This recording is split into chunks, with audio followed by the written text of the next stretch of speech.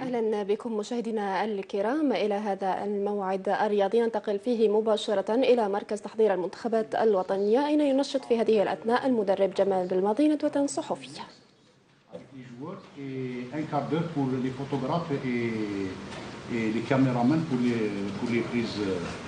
Voilà, on ouvre la conférence de presse. Les téléphones, les sonneries, tout ça. Voilà, juste un truc, veuillez éteindre vos téléphones, les sonneries. Et on espère que ça va se dérouler dans le calme. Pas de brouhaha, pas... D'accord. Saïd Allah, ouvre la conférence. Bonjour, coach, journaliste au Boucla. J'aurais une question assez simple au départ. Donc, vous avez entamé votre travail, disons, de manière concrète hier avec l'arrivée des joueurs. Ma question est simple. Comment s'est passée justement cette première prise de contact avec les joueurs? Comment avez-vous senti les joueurs, l'état d'esprit au sein du groupe? Et quel a été votre discours, si on peut avoir un petit peu la teneur de la discussion que vous avez eue avec les joueurs? Et merci. Juste, il y a un téléphone qui sonne, madame Bekom,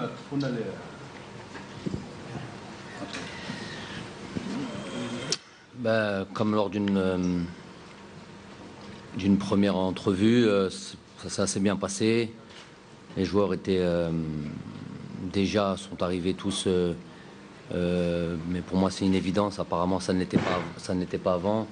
Les joueurs sont tous arrivés en temps et en heure, suffisamment de temps avant la séance d'entraînement pour pouvoir un peu se reposer parce qu'ils avaient tous des voyages. Donc vous pouvez savoir, après chaque match, chaque journée de championnat, c'est un petit peu...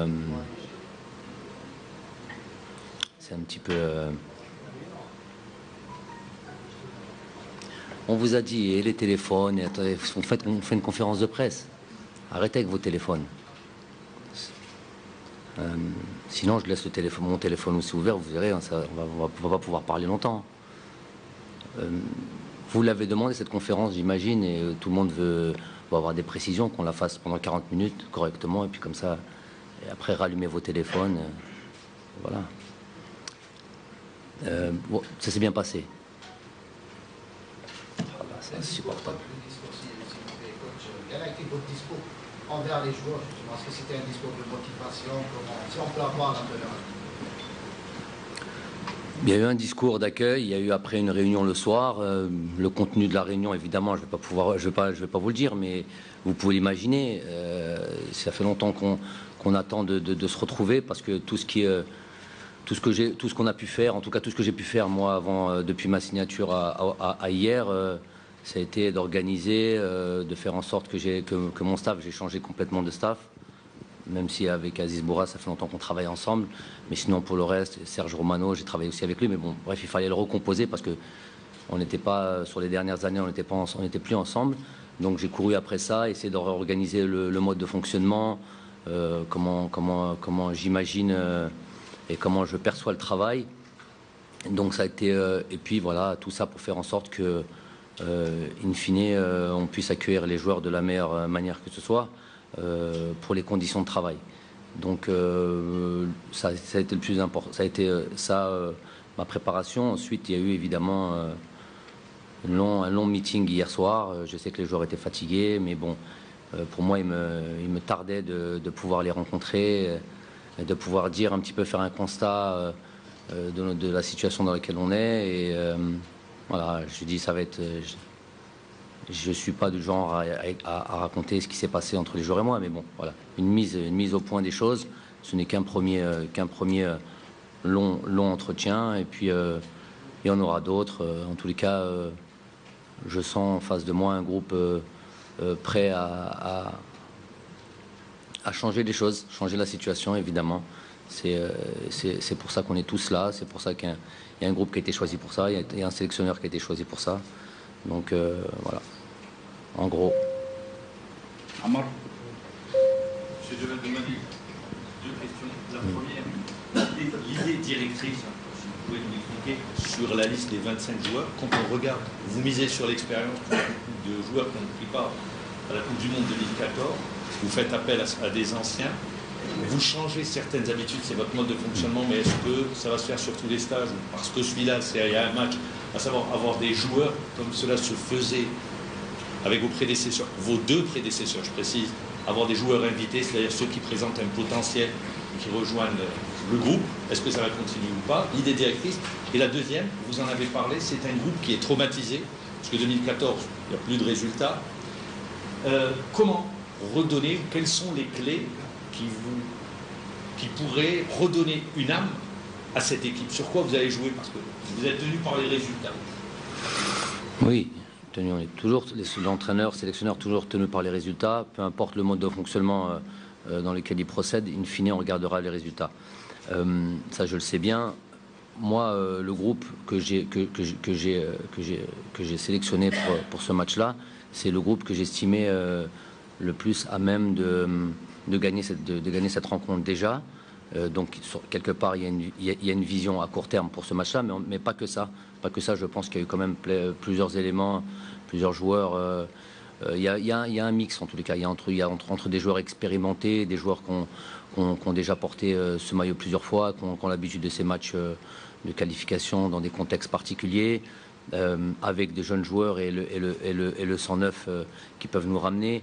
Il y a beaucoup aussi de jeunes joueurs, beaucoup de joueurs qui ont peu de sélection aussi, qui viennent ici avec beaucoup d'envie. Ça a été important de composer un groupe comme ça.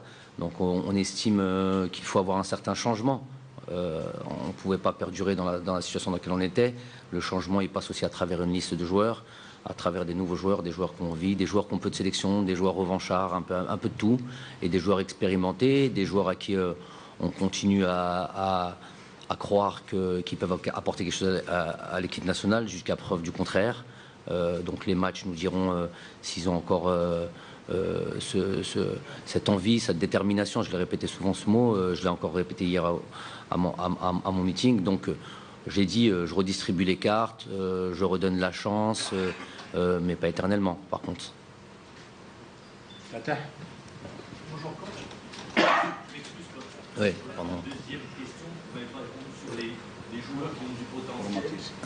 Vos prédécesseurs avaient les invités. Est-ce que vous allez y revenir ou vous dites c'est comme ça que vous fonctionnez? Par exemple, citez-moi quelques joueurs. Atal, par exemple, vous aviez des joueurs qui étaient invités pour assister au stage, mais qui n'étaient pas sélectionnés. Invités. Bah, je vais vous la faire. Il était sélectionné, il était blessé. Donc Atal est un joueur sur lequel évidemment je compte. Vous m'avez pas compris. Ouais, ok. Il y avait les deux présidents entraîneurs, des jeunes joueurs qui n'étaient pas sélectionnés, qui n'étaient pas pour... Ah, si, j'avais pas compris la question, mais j'étais au courant. Il y a peu de choses que j'ignore par rapport à cette équipe nationale. Les invités, qu'on me les appelait avant, non, j'étais au courant. Mais bon, si je fais ça un jour, si je procède par là, je n'utiliserai pas ce mot invité, j'utiliserai le mot de... il y a des jeunes joueurs, par exemple, qui jouent peu en club, mais qui sont... moi, j'aime bien les exemples précis parce que comme ça, on sait de quoi on parle. Par exemple, des joueurs comme Ounas, qui vient de jouer 45 minutes avec Naples contre la Sampdoria. Des joueurs comme ça aurait été peut-être pas mal de les voir au contact du groupe et pas seulement... Pas en tant qu'invité, c'est pas un mariage, c'est une sélection. Donc plus venir et puis montrer, toucher au groupe, voir comment ils s'intègrent dans ce groupe-là, les voir puisqu'ils ne jouent pas beaucoup en match, les voir à l'entraînement. On sait qu'ils ont des qualités. Maintenant, la télé c'est bien, les images c'est bien, les voir devant nous, nous staff technique, c'est encore mieux. J'ai pensé, le délai était trop court, il y a un match qui arrive très vite, il fallait optimiser les séances, donc voilà, ça a été pensé. Dans l'avenir, je pourrais surtout qu'il y avait eu une question la dernière fois quand on disait qu'on n'avait pas qu'on n'avait que les dates FIFA pour se préparer et voilà, donc ça j'ai pas d'autre solution, il faut demander à la FIFA, on ne peut pas prendre des joueurs en dehors des dates FIFA. Donc c'est bien ce système de pouvoir, lors des dates FIFA, récupérer une plus grande liste de joueurs. Mais en même temps, quand on a des matchs coup près, comme c'est le cas contre la Gambie, on peut pas perdre de temps. Maintenant, sur d'autres regroupements, peut-être que je ferai, sûrement même d'ailleurs, je ferai. Bonjour coach. Fatah Abada avait reçu pratiquement toute l'équipe, bon, mis à part Abdelawi qui a déclaré forfait à cause de la blessure, qui a été remplacé par Badran. Soudani aussi.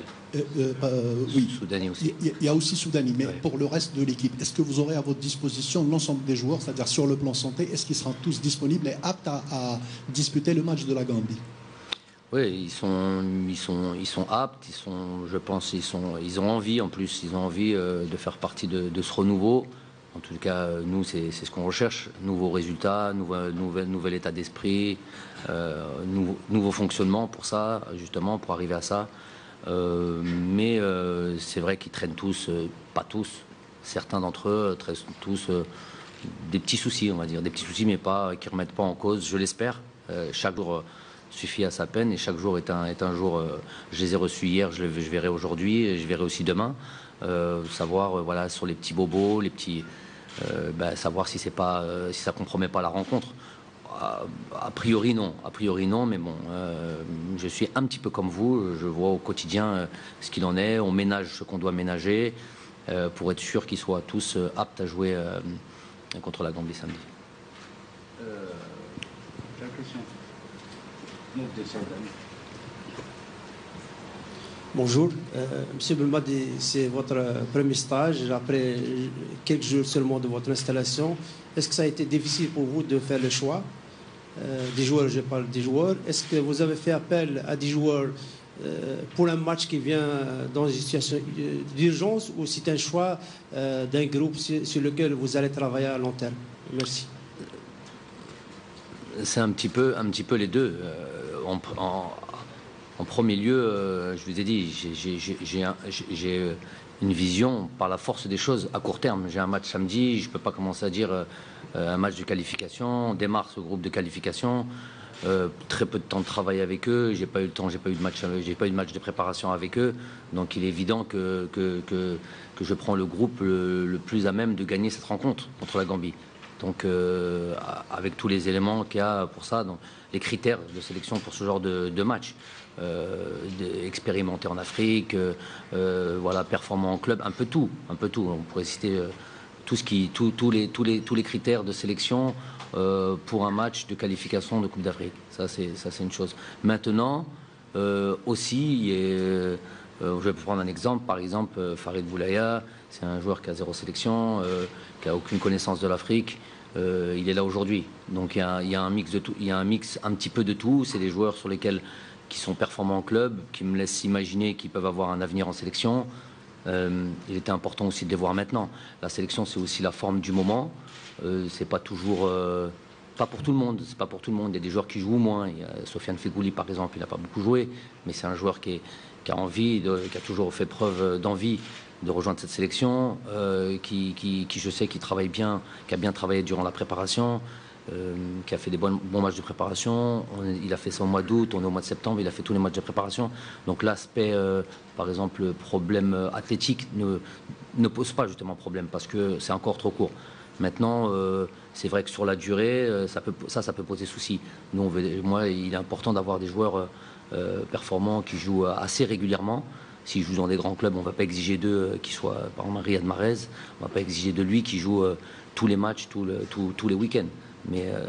Mais suffisamment de temps de jeu pour être performant alors qu'on les appelle en équipe nationale. Bon. Bonjour tout le monde, bonjour coach. Sur la liste des 25 initiales, il n'y avait aucun joueur évoluant dans le championnat local. Est-ce que vous n'êtes pas convaincu par le niveau des joueurs évoluant dans le championnat national ou est-ce que c'est juste pour ce premier stage? Deuxième question concernant surtout le volet défensif. Je sais que l'équipe nationale a encaissé beaucoup de buts dans les derniers matchs amicaux. Est-ce que vous avez déjà une idée sur la défense que vous allez aligner ou attendre les séances d'entraînement pour choisir les défenseurs? Et est-ce que vous allez jouer... Trois questions. Non, défense toujours. Est-ce que vous allez jouer avec une sentinelle ou pas? Donc on vous a donné, vous aujourd'hui, en vous mettant au milieu, les bonnes questions. Vous avez été choisi. Non, ça ne fâche pas du tout. Ça fâche pas du tout. Mais vous avez été choisi. Il fallait bien qu'il y en ait un qui la pose cette question, surtout la première.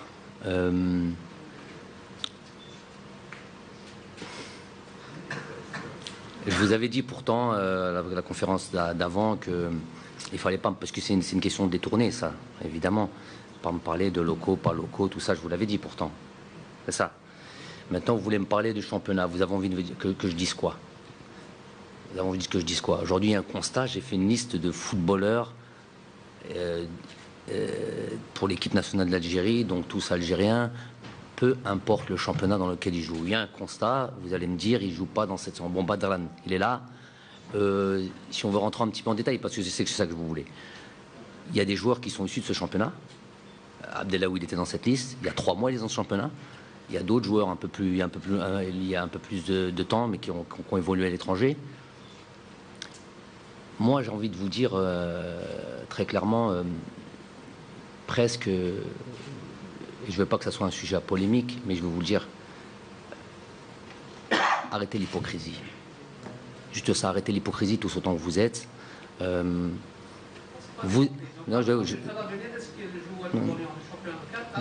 J'ai bien compris votre question. Beaucoup de chance. Ça fait 3 semaines que je suis à la tête. Vous m'avez vu dans les stades. C'est que je suis pas resté chez moi, ou j'étais pas dans les stades en Europe. J'étais pas à Manchester City, par exemple. J'étais pas ailleurs. J'étais dans les stades ici. Et puis j'ai dit arrêtez l'hypocrisie parce que vous savez que dans ce championnat-là, prenez toute la formulation, hein, qui a des problèmes dans ce championnat. Voilà. Marquez quoi? Il y a des problèmes dans le championnat, c'est ça?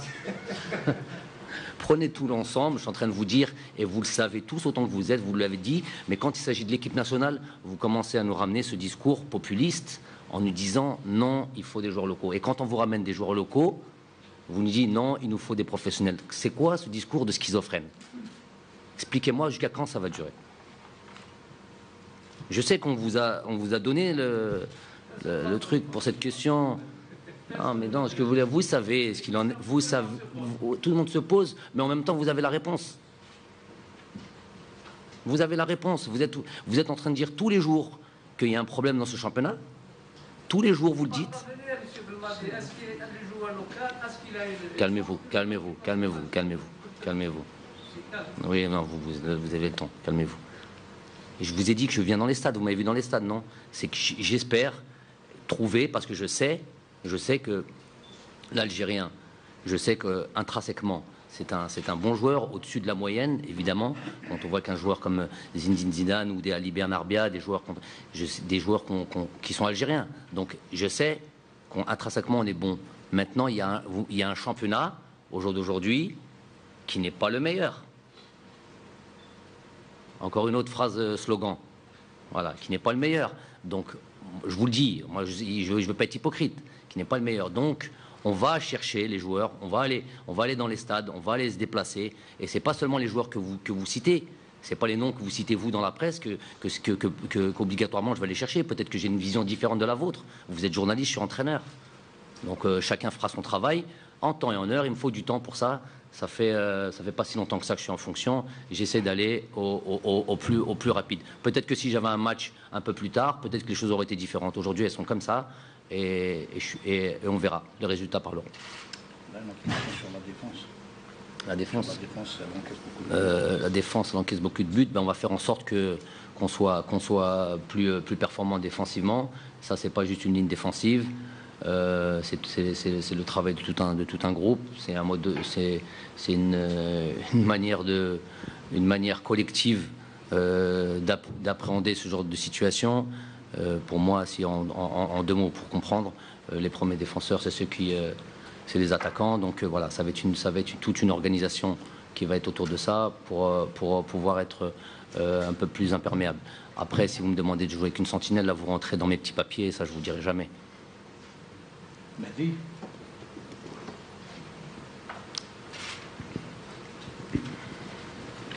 Bonjour, Mehdi Dahak des Foot. Toujours autour de la question de l'aspect défensif, on va dire le fait qu'on a pris beaucoup de buts. La question c'est plutôt par rapport à la solidarité défensive globale de l'équipe. On a vu souvent que tout le monde ne faisait pas forcément l'effort justement défensif. On a beaucoup de joueurs justement offensifs. Vous êtes aussi un joueur offensif. Le joueur algérien, c'est pas tous les joueurs qui font les efforts défensifs. Comment est-ce que vous arrivez à inculquer justement cette idée aux joueurs? Est-ce que c'est juste l'état d'esprit? Il faut que les joueurs vraiment soient motivés par l'événement, ou comment est-ce qu'on arrive à motiver justement des joueurs qui sont d'un naturel offensif à faire la reconversion défensive justement? J'ai fini mon explication en disant ça. C'est les premiers joueurs qui empêchent en tous les cas, qui arrivent à passer d'une transition offensif ou défensif. C'est les premiers remparts et c'est ceux qui empêchent les premières relances, voire qui pressent, peut-être même récupérer le ballon ou faire en sorte que le jeu ne ressorte pas aussi simplement de derrière chez l'adversaire. Comment je vais faire?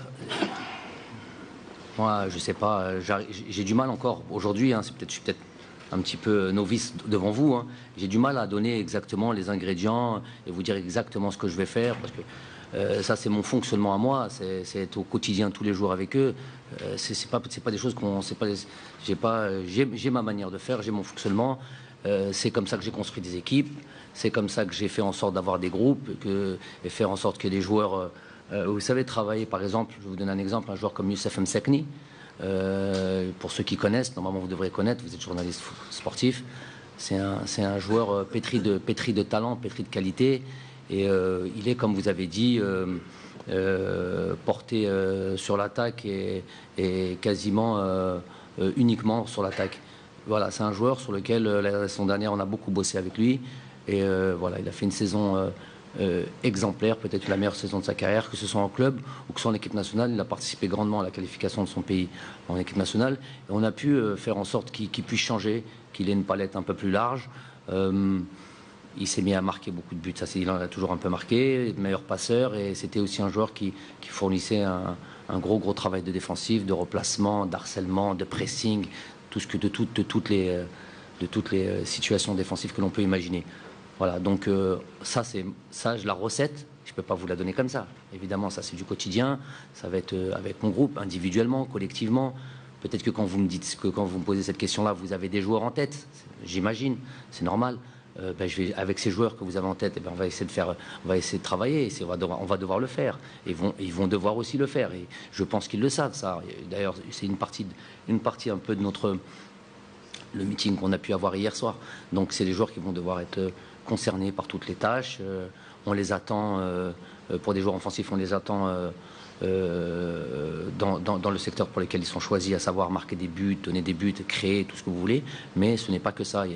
Le football, c'est deux situations, une avec le ballon, une sans ballon. Quand on n'a pas de ballon, qu'est-ce qu'on fait? Donc ça, on va travailler là-dessus.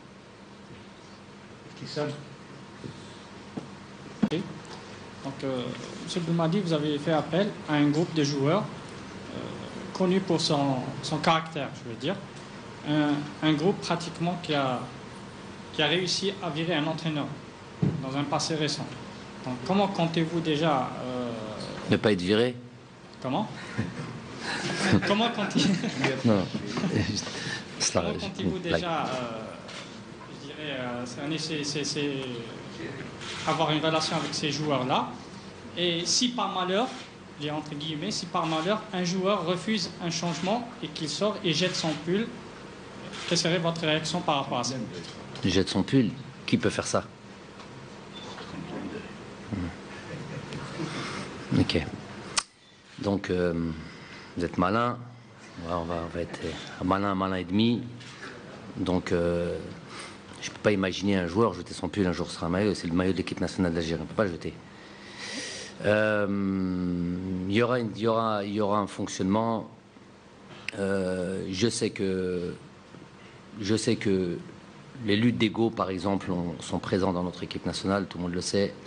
Je sais que peut-être certains postes étaient quasiment acquis, peu importe si le mérite était là ou pas. Je sais que j'ai pu voir qu'il y a eu des mouvements d'humeur des uns et des autres, et ça s'est dégradé au fur et à mesure que les coachs succèdent. Donc ça, je sais qu'il y a une situation, c'est pour ça qu'on dit qu'on est dans une situation quasiment chaotique. C'est pas de résultat, mauvais comportement. Est-ce qu'il n'y a pas de résultat parce qu'il y a un mauvais comportement? Est-ce qu'il y a un mauvais comportement parce qu'il n'y a pas de résultat, parce qu'il y a des coachs qui défilent, parce qu'il n'y a pas une trame, parce qu'il n'y a pas une trame de travail, parce qu'il n'y a pas un code disciplinaire, appelez-le comme vous voulez, toutes ces raisons-là. Moi, je suis là pour ça. Je suis là pour régler tous ces soucis. Il y en a plein. Je suis là pour régler tous ces soucis. Avec l'aval des joueurs. C'est eux qui, in fine, seront sur le terrain. Moi, je prendrai les décisions qu'il faut. Mais avant, je suis pas un flic. Je suis un entraîneur avec tout ce qui compose un entraîneur. Et dans ce qui compose un entraîneur et les caractéristiques, c'est l'aspect psychologique. Changer, je vous ai pris un exemple tout à l'heure en parlant de Youssef Msekni.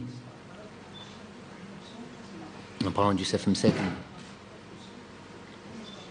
Qu'est-ce que vous voulez faire? Oui. Faisal.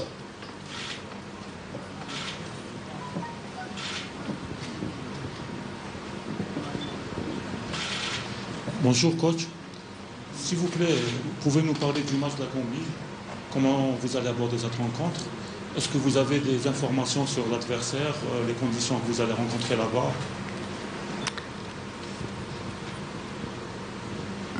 Oui, j'ai évidemment des informations, on en a peu parce que les images arrivent difficilement de ces pays-là, que ce soit la Gambie, le Bénin, tout ça. Mais on a pu avoir quelques images. Les listes ne sont pas des listes très très claires, mais on a quand même des éléments qui font qu'on peut préparer pas du mieux que je souhaiterais, mais suffisamment pour donner une idée sur cette équipe et de la manière dont tu peux jouer. Ça peut être différent parce qu'il y a un nouvel entraîneur qui a été nommé, mais les joueurs sont plus ou moins toujours les mêmes. Donc on a une idée, on aurait pu faire mieux en termes de préparation sur l'adversaire, mais voilà, suffisamment pour pouvoir jouer ce match-là et ne pas être surpris. Question?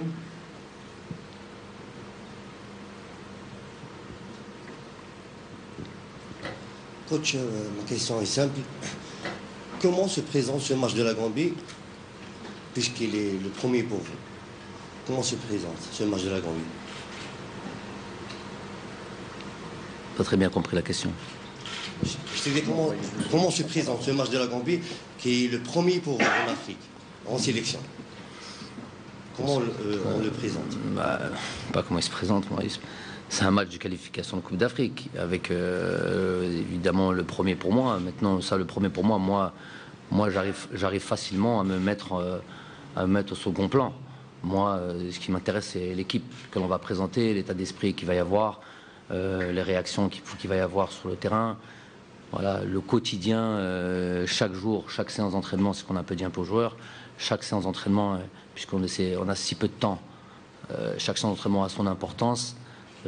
La préparation individuelle, collective, il ne faut surtout pas perdre de temps, être très à l'écoute, très attentionné, même titre qu'ils le sont au club, il faut qu'ils le soient en sélection, et voire même plus.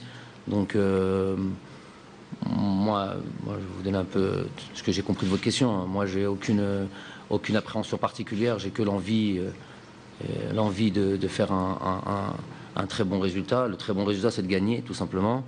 L'envie de gagner et l'envie de montrer que en peu de temps, on peut avoir quand même, on peut gagner, par exemple, en solidarité, en organisation. C'est des choses qu'on peut assez rapidement, de 3 séances. Est-ce que ça suffira? J'espère. Mais on peut assez rapidement combler ce manque s'il y en avait un. Il y en avait un. Donc voilà, avoir une attitude différente, avoir une organisation un peu plus claire. Voilà, ça c'est les choses sur lesquelles j'axe mon travail sur ces 3 jours. Après, voilà, on y va là-bas avec aussi des joueurs expérimentés et qui savent qu'il faut gagner, tout simplement. J'ai répondu à votre question. Yazid? Bonjour coach. Par rapport à quelques joueurs à l'image de Rafiq Hallich par exemple, Ferrouli ou bien Boulhi, est-ce que vous avez vu que votre groupe manque à des leaders? Parce qu'on a vu par exemple Rafiq Hallich comment il a accueilli les nouveaux joueurs hier à l'aéroport, il a fait le geste de, on va dire, le grand frère ou bien le leader du groupe. Est-ce que vous sentez que cette sélection ou bien ce groupe manque vraiment à des leaders? Merci. C'est vrai que des joueurs comme Rafik et Raïs sont des joueurs qui ont une certaine expérience, qui ont vécu des grands moments avec l'équipe nationale. Je veux dire par exemple un joueur aussi comme Adlen Guidjoura, même s'il n'a pas été toujours un titulaire indiscutable, mais c'est un joueur de groupe. C'est un joueur qui fait du bien à un groupe. C'est vrai qu'il est important d'avoir ce genre de joueurs qui ont une légitimité, qui sont respectés, qui peuvent avoir un discours rassembleur, qui peuvent peut-être des fois, quand le coach ne voit pas, je vais essayer de voir le plus possible, mais quand le coach ne voit pas et qu'il n'est pas à l'intérieur sur certains domaines, faire en sorte de faire un rappel à l'ordre, c'est toujours important. Maintenant, moi, ce à quoi j'aspire, c'est que les joueurs prennent leurs responsabilités. Il y a d'autres joueurs qui doivent prendre le relais, absolument. Si aujourd'hui, par exemple, un joueur comme Karl Medjani, s'il n'est pas là, c'est aussi parce que c'est ce qu'on expliquait, c'est qu'un peu certains joueurs, il faut que maintenant ils prennent le relais. Donc s'ils ne le prennent pas maintenant, ils le prendront quand maintenant qu'un Youssef Attal qui a 21 ans ou des jeunes joueurs comme ça aujourd'hui c'est normal qu'ils fassent par exemple des erreurs, c'est normal mais quand on a 25 ans, 26 ans, qu'on a une trentaine de sélections, on doit naturellement se prendre en main. Ça y est, on n'est plus un novice. On a joué, on est quelque part un joueur aguerri en sélection. Donc oui, c'est important d'avoir des leaders, mais c'est pas d'un côté 3-4 leaders et de l'autre côté des joueurs immatures. Non, c'est pas ça. Donc c'est un ensemble. C'est que tout le monde doit comprendre que la sélection c'est sacré, que la plupart d'entre eux nous ont montré énormément de bonnes choses. Ils nous ont rendu une grande joie et ils sont encore là, certains, en 2014. Donc ils sont capables, ils sont largement capables de se prendre en main. Moi, voilà, mon travail, ça va être de les guider, de les assister, de les entourer. Et je suis certain qu'ils sont animés d'une bonne volonté. Je veux juste remettre certaines choses en place, avec l'apport évidemment de joueurs expérimentés, comme vous l'avez dit, qui sont exemplaires pour moi. Eh bien, on a commencé la conférence par Ma'ammar, on va la conclure par Ma'ammar. Deux questions. Une, vous concernant personnellement, vous revenez en équipe nationale, ça fait longtemps que vous avez décidé, si vous prenez l'équipe dans un contexte tout à fait particulier. Moi, je voudrais savoir comment vous allez vivre le match en lui-même. Je dis bien le début du match, est-ce qu'il y aura de l'émotion ou pas? Ça, sûrement de l'émotion. Comment vous allez vivre? Et la deuxième question, je l'avais posée à vos prédécesseurs qui avaient, eux, choisi tracé une ligne de travail. Le constat que vous faites sur le championnat national, et je vous le dis, est lucide, clair, net et précis, il est faible. On est d'accord là-dessus. Mais dans le même temps, est-ce que vous allez, parce que vous pouvez bénéficier avec les locaux, ce que j'appelle du fait qu'il n'y ait pas de date FIFA, vous pouvez les regrouper à des moments précis. Est-ce que ça sera la démarche que vous allez suivre pour permettre justement de hisser leur niveau, permettre de les tirer vers le haut? Voilà la question. Deux très bonnes questions, en tout cas la deuxième. Pour ma part, moi, les avoir vus hier, avoir revêtu cet habit de sélectionneur et attendre que les joueurs... ça pouvait pas attendre ça, regarde. Cet habit de sélectionneur et de regrouper les joueurs comme ça, j'avais déjà beaucoup d'émotions. De faire mon premier meeting, puisque j'ai pas voulu beaucoup parler sur le terrain. Il y avait le président qui était là, qui a fait qui nous a introduit. J'attendais le soir, je savais que j'avais un meeting avec eux. J'avais aussi beaucoup d'émotions. Je vivais le truc un peu personnellement. Il est évident que le jour du match, il va y avoir de l'émotion au moment de l'hymne national, d'être à la tête de cette équipe. Ça va être le temps d'un instant, on va l'apprécier une fois, même si à chaque fois qu'il y aura l'hymne national, on a tous cette émotion-là, toute cette chair de poule.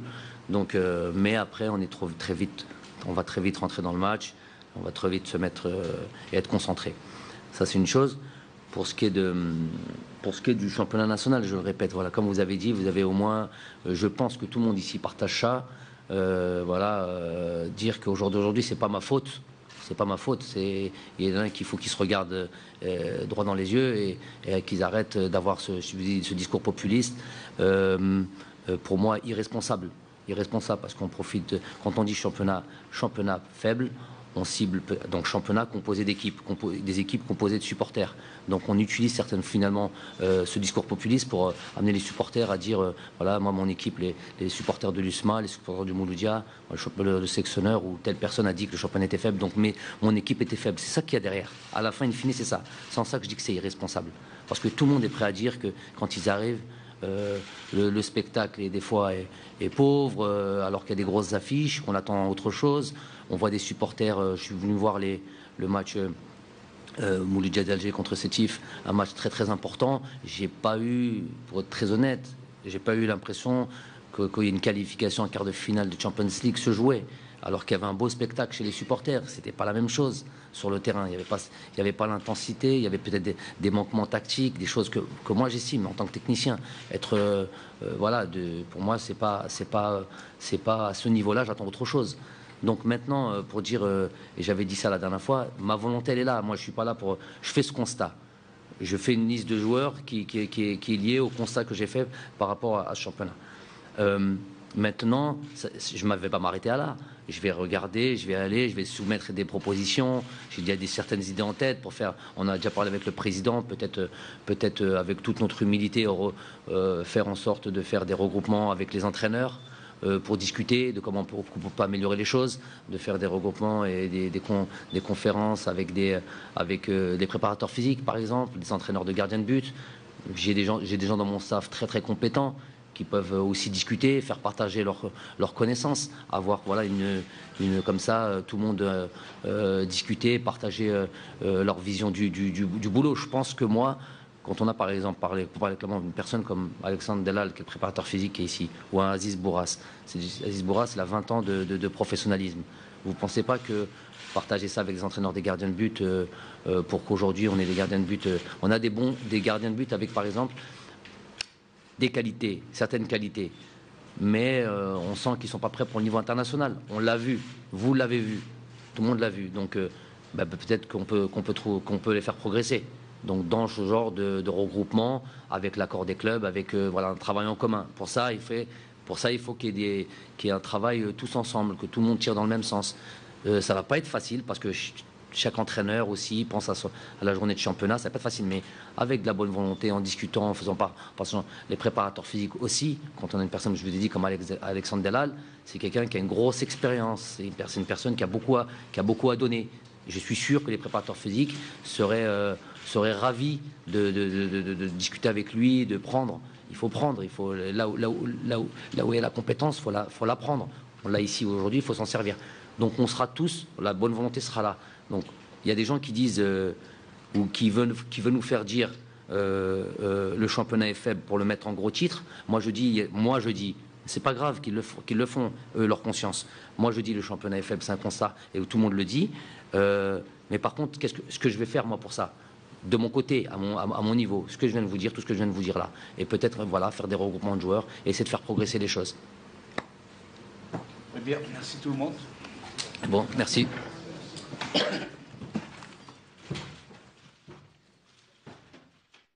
إذن كان هذا مشاهدينا